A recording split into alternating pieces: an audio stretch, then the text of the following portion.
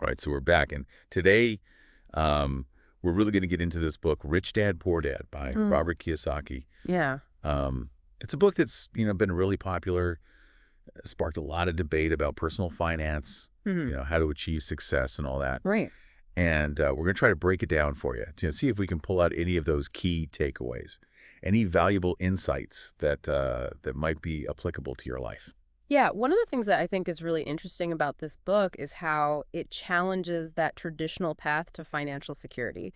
That mantra we always hear growing up, go to school, get good grades, get a safe, secure job. Totally. It Yeah. really goes against the grain, what we've all kind of been told is the way to go. Right. But Kiyosaki's saying, maybe that path isn't as secure as it once was. Yeah. And he uses his own life, his own personal experiences to kind of illustrate this point. He talks about growing up with these two father figures. Right. And he calls them his poor dad, who was his biological father. Right. And then his rich dad, who was actually his best friend's father. And I think that's a really effective way to kind of set up the book because it makes you question those assumptions. Just by juxtaposing those two figures, rich dad, poor dad, it really encourages you to think differently about money and success. Right. And you see these two contrasting approaches to money. Yeah. You have the poor dad, who's this highly educated guy, very smart, but he struggles financially throughout his life. Then you have the rich dad, who's this self-made entrepreneur. He's actually an 8th grade dropout. Yeah. But he achieves this incredible financial success. Right. So it makes you wonder, does traditional education really set you up for financial success?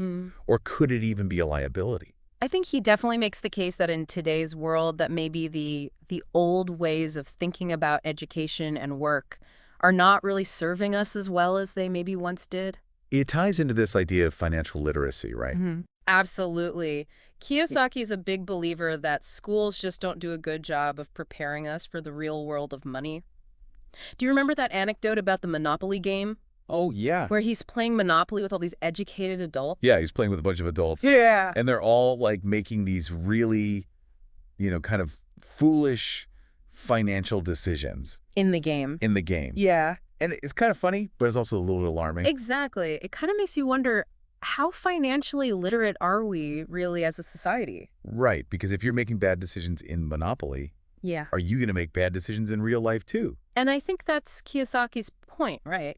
He's saying that this lack of financial literacy is a major reason why so many people struggle with money. We're not really taught how money works. We're just taught to work for it. We're taught to go get a job, yeah. Right. Not necessarily what to do with the money once you have it. And I think that leads us into one of the most important concepts in the book, the difference between assets and liabilities, which seems pretty straightforward on the surface, Assets put money in your pocket, liabilities take money out. Yeah, but it's actually more complicated than that, isn't it? Right, and that's where Kiyosaki really challenges the conventional wisdom Yeah. about how to build wealth. Yeah. He uses this concept to kind of turn the traditional definition of an asset on its head. Like how? Take homeownership, for example. Most people would consider their house their biggest asset, right? Right. But Kiyosaki argues that if your house is constantly draining your bank account, with mortgage payments, property taxes, repairs, is it really an asset? Or is it actually a liability? Yeah, it's an interesting way to look at it, for sure. He even tells a story about. Yeah, I remember that story. He went to apply for a loan. Yeah. And they denied him, right? Right. Because all of his income was coming from real estate. Yeah. Not from a traditional job. Yeah, the banks saw his real estate holdings as potential liabilities, not as assets. So it's like you just ironic. Yeah, it's like this catch-22. Right. Like, oh, you need a job to prove that you're financially stable. But the way I'm financially stable is through real estate, which you don't think is stable. Right. So, yeah, he really challenges that thinking. And it's not that he's saying home ownership is bad. It's more that he's saying we need to be really careful about how we analyze our purchases. Right. Whether they're truly generating income or whether they're actually draining our resources. Regardless of what, everyone else is saying. Exactly. So how does he suggest, building those income-generating assets? Well, he gives a really interesting example. Ray Kroc, the founder of McDonald's. Right. Most people think of McDonald's as, this fast food business. The burgers and the fries. Yeah. Exactly. But Kiyosaki points out that Kroc's real genius was in the real estate. Oh, okay. So he was focusing on what? the land that the McDonald's were on. Exactly. Yeah. He was very strategic about acquiring the land underneath each franchise. So it wasn't just about selling burgers. It was about building this real estate empire. Right, and this ties into another key concept in the book, minding your own business. Okay, now what does that even mean? Does that mean everybody needs to start a company? Not necessarily. It's more about Okay. shifting your focus from working for someone else to building assets that work for you. Okay, so even if you have a job, you can still be minding your own business by investing in other things. Absolutely. And he gives the example of his friend Keith, Yeah. who applied this same principle to his car wash business. Oh, okay, so he was doing what? Buying the land underneath the car washes? Instead of just focusing on washing cars, he focused on owning the real estate where those car washes were located. Right. So he was building that asset base at the same time. So it's not about, quitting your job and becoming an entrepreneur overnight. It's about changing your mindset, right? Yeah. And figuring out how to build wealth, how to generate income outside of just your paycheck. Exactly. And I think that leads into one of his most memorable points from the book. The rich don't work for money, they have money work for them. Right. And I feel like that ties into this idea that time is our most valuable asset. So if we can use money to buy back our time, then we're kind of achieving that freedom, Absolutely. that we all want. And he tells that great story about refusing to work for his dad.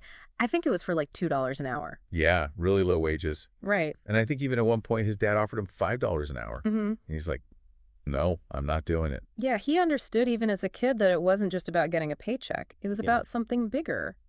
So are you saying we all need to go tell our bosses that we're not coming back until we get a raise?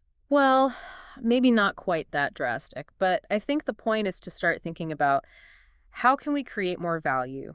How can we build assets that generate income, Right. even if we're still working a traditional job? And it's not always easy, right? No, of course not. And Yeah. Kiyosaki is very honest about the challenges involved. He talks a lot about the importance of overcoming fear and cynicism. Yeah, especially when it comes to investing. Right, because that's where a lot of people get stuck. They get scared, they get uncertain, and they end up doing nothing. Right. And he actually shares a story about Yeah, his friend Richard, who had an opportunity to buy a property at a really great price, right. but he let buyer's remorse get the better of him. Backed out at the last minute. Yeah. And he ended up missing out on this incredible deal. It's like that classic, fear of missing out, but in reverse. Right. It's the fear of, what is it? Like the fear of making a mistake. Yeah, and Kiyosaki talks about how that fear keeps so many people trapped in that rat race that we were talking about. Yeah, I feel like that's such a common thing, that people get so afraid of making a mistake that they don't do anything. Right, and he contrasts that with another friend of his, this guy Richard in Texas. Who found oil. He bought a property, thought he had made a mistake. Yeah. Turned out there was oil on the property, and he ended up making a fortune. So sometimes you got to take a risk, right? But I think the point is not to be reckless.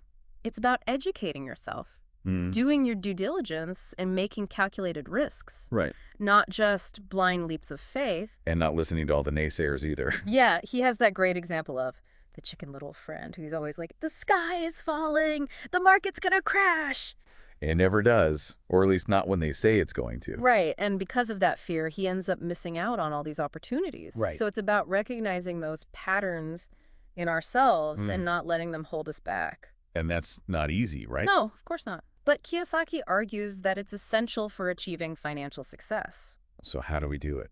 Well, he talks about the importance of mastering what he calls financial formulas.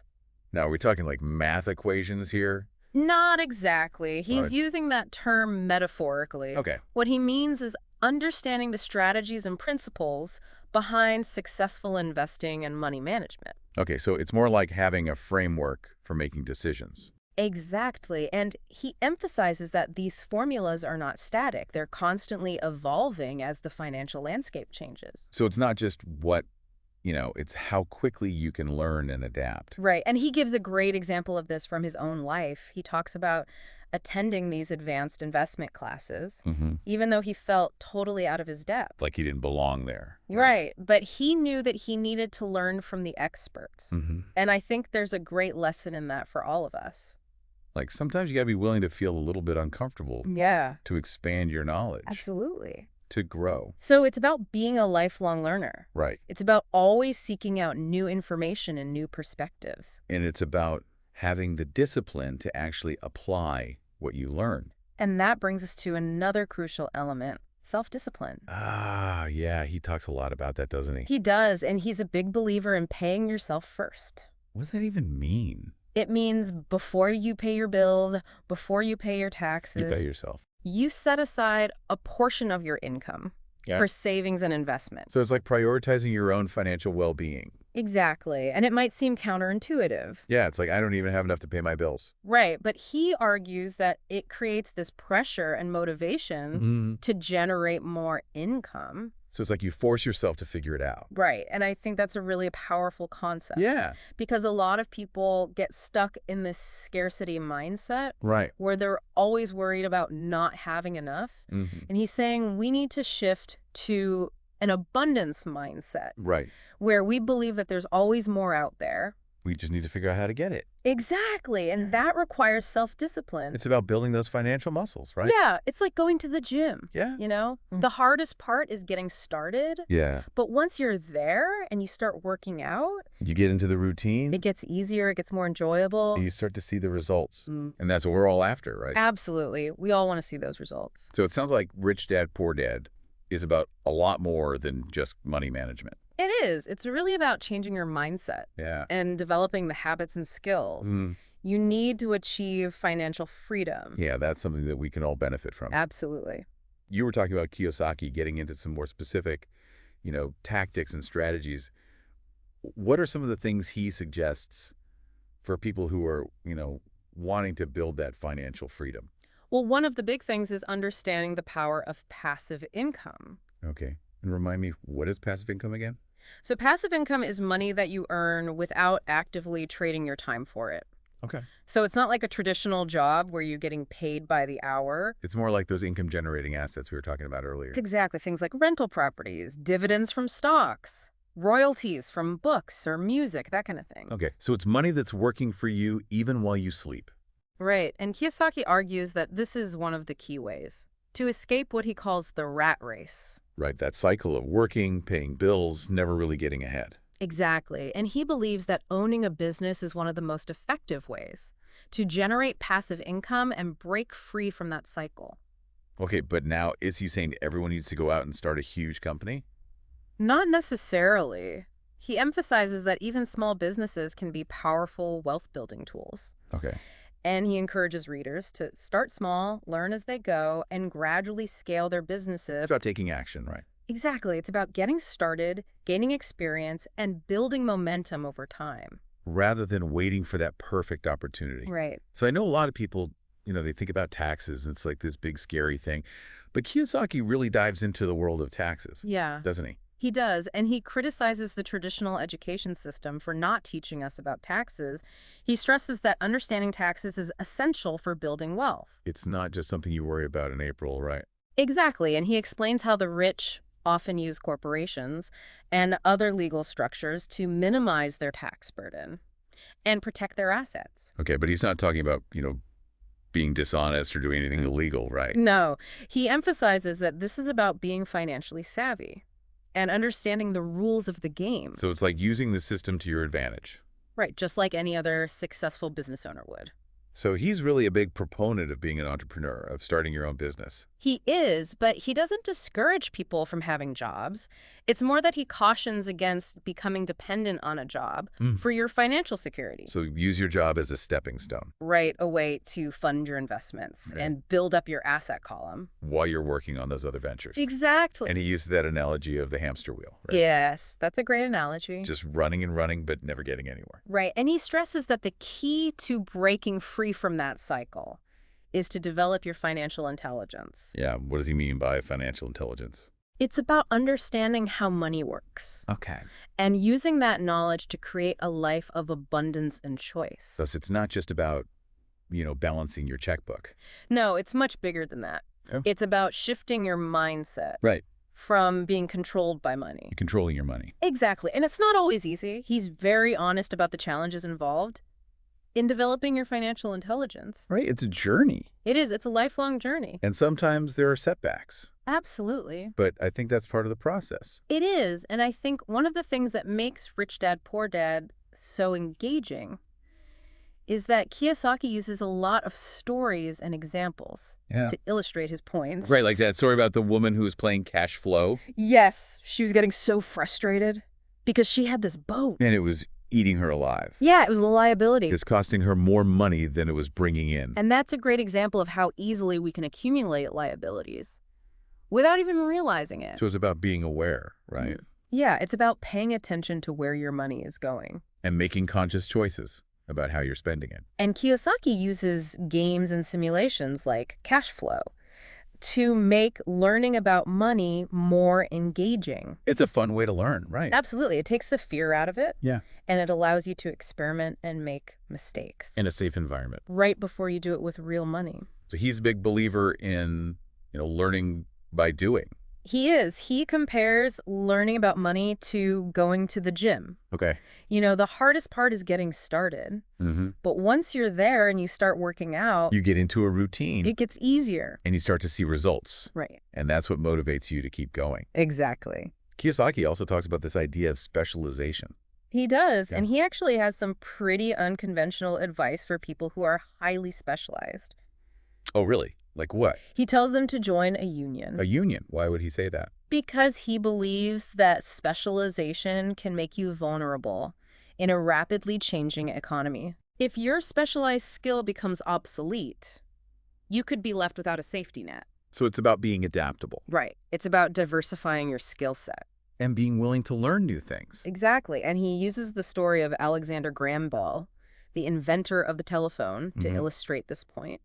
So Bell's invention, it basically disrupted the entire telegraph industry. Right. And it shows that what is valuable today might not be valuable tomorrow. It's got to be prepared for change. Absolutely. And Kiyosaki predicts that in the future, there will be more entrepreneurs, more innovators like Bill Gates, but there will also be more bankruptcies, more layoffs, more downsizing. So it sounds like he's saying that Exactly. And Kiyosaki emphasizes that being a good learner is crucial. so it's not just about knowing a lot of facts. Right. It's about being able to learn and adapt quickly To new information. and to changing circumstances. And he uses that analogy of the baker. Right. Yes. He says that just as a baker follows a recipe to make bread, Okay. there are formulas for making money So it's about understanding those formulas and being able to apply them. in different situations. Right. And he also stresses the importance of continuously learning new formulas and upgrading your financial skill set. So it's a lifelong process. It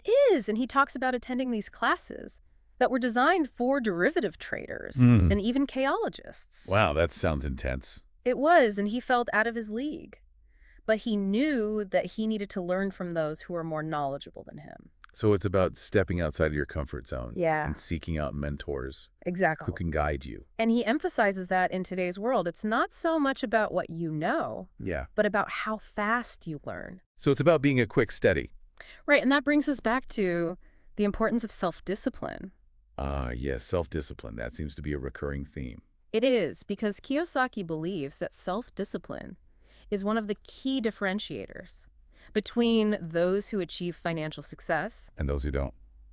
Exactly. And he talks a lot about the importance of paying yourself first. Right. That's where you set aside a portion of your income before you pay your bills or your taxes. Exactly. And it might seem counterintuitive, It does. but he argues that it creates this pressure and motivation to generate more income. So you're basically forcing yourself to figure it out. Right. And he believes that people with low self-discipline and a low tolerance for financial pressure rarely become wealthy. Because they're always trying to avoid discomfort. Right, instead of finding solutions. So it's about being proactive Exactly. It's about taking control of your finances. and making your financial well-being a priority. Right, and he gives the example of people who work hard, they get a raise, but then they just increase their spending. So they end up right back where they started. Exactly, and he calls this the rat race. Right, that endless cycle. And he believes that breaking free from that cycle requires a fundamental shift in mindset. And in habits. Absolutely. And a big part of that is learning to master your emotions when it comes to money. Yeah, because emotions can really cloud your judgment. Especially fear and greed. Right.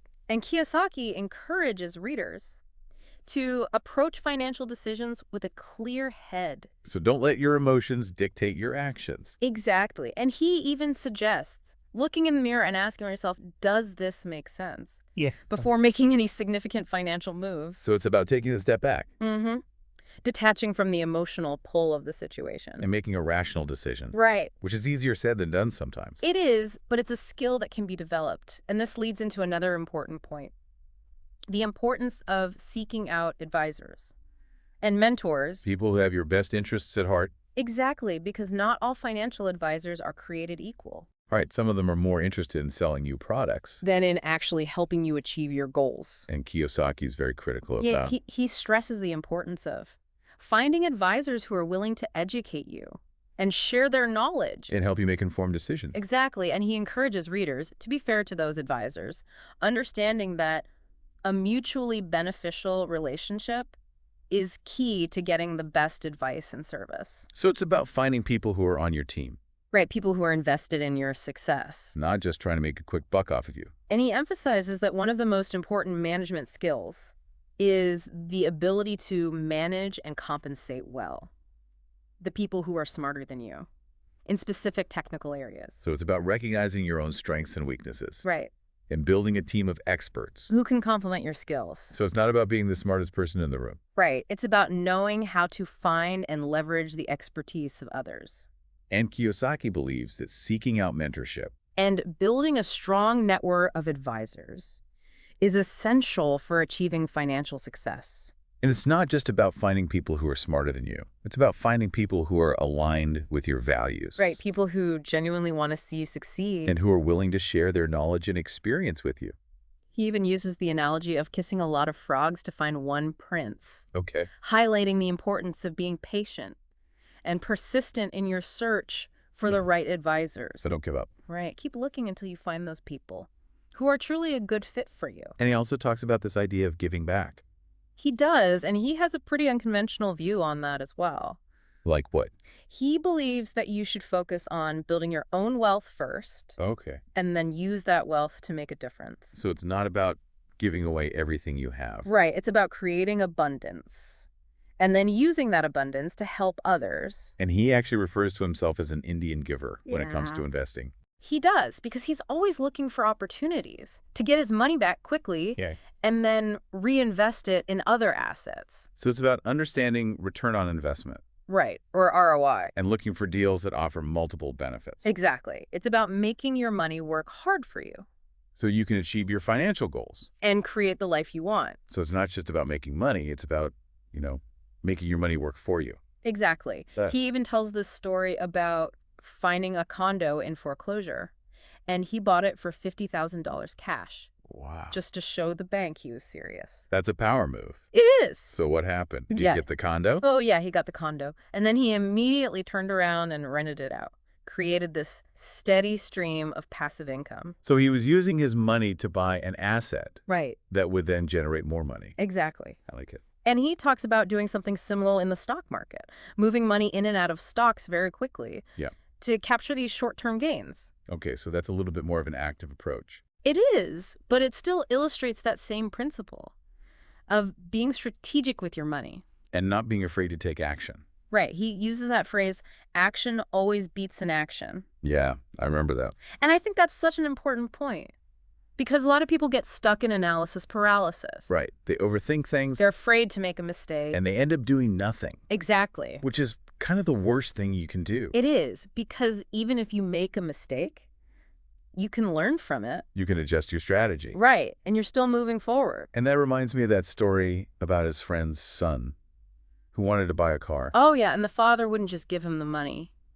He said, you got to earn it. He challenged him to invest the money and learn about the stock market. And only then could he buy the car. I think that's such a brilliant way to teach financial literacy. Yeah. Because it's hands-on, it's real world. It's not just theoretical. Right. And the son was motivated because he had this goal. You wanted that car. And I think that's a great lesson for all of us. Right? Like find something that you're passionate about, something that you really want, and use that as motivation to learn and grow. Absolutely. I know Kiyosaki even talks about how he uses his own desire to consume, to motivate his financial genius to invest. Yes, that's a fascinating concept. It is. Because instead of just giving in to that urge to spend, he channels that energy into creating more wealth. So he can actually afford those things. Exactly. It's about delaying gratification and investing in your future. And building those long-term assets. Right, because that's the path to true financial freedom. Right. It's not about depriving yourself. It's about making smart choices. Exactly, and understanding that. Money is a tool. And if you don't learn to control it, It will control you. but if you master your money, You can use it to create the life you want. exactly. And Kiyosaki provides a lot of practical advice on how to do that. And he even lays out a step-by-step guide. For awakening your financial genius. And one of those steps is choosing your friends carefully. Yes, he's not saying you should only be friends with wealthy people, Okay. but he does caution against Surrounding yourself with negative people. the chicken little, as he calls them. Right. Because their negativity can drag you down. Exactly. So it's important to be mindful of the people you spend your time with. And to seek out those who are Those supportive goals and ambitions. and who are also striving for financial freedom. Absolutely. He also talks about the importance of having heroes. Yes, he believes that. Learning from those who have already achieved what you want to achieve can be incredibly inspiring and motivating. And he talks about how he used to study baseball players. Yeah, Willie Mays, Hank Aaron. And he would try to learn their techniques. He applied that same concept to studying financial giants like Warren Buffett and Donald Trump. So it's about finding role models, And studying their approaches, their mindsets. their journeys. And I think that's a great takeaway because it reminds us that financial success is achievable. It's not some magical thing. It's a skill that can be learned. And Kiyosaki provides a roadmap for how to do it. But all of that learning and strategizing, it's meaningless without action, Right. He emphasizes that you have to take action. even if it's just small steps. Exactly. Start small, experiment, learn from your mistakes. Don't be afraid to fail. He uses the example of Colonel Sanders. Who didn't achieve success until he was in his 60s. Right, and he had faced numerous setbacks along the way. But he never gave up. And that's a powerful reminder that it's never too late to pursue your dreams. And to build the life you want. Absolutely. Well, this has been a really insightful deep dive into Rich Dad, Poor Dad. It's a book that's packed with valuable information. And I think there's something in there for everyone. I agree. Whether you're just starting out on your financial And journey, when you're already a seasoned investor. there's always something new to learn. Absolutely. So as we wrap up here, the question for you is, what resonated with you most from this deep dive? And what's one small action you can take today to start implementing these principles in your own life? Maybe it's picking up a book on investing, or having a conversation with a financial advisor, or simply starting to pay yourself first, even if it's just a small amount each month, The important thing is to get started to take that first step and to keep moving forward. on your journey to financial freedom. We hope you enjoyed this deep dive, and we'll see you next time. Until then, keep learning and keep exploring.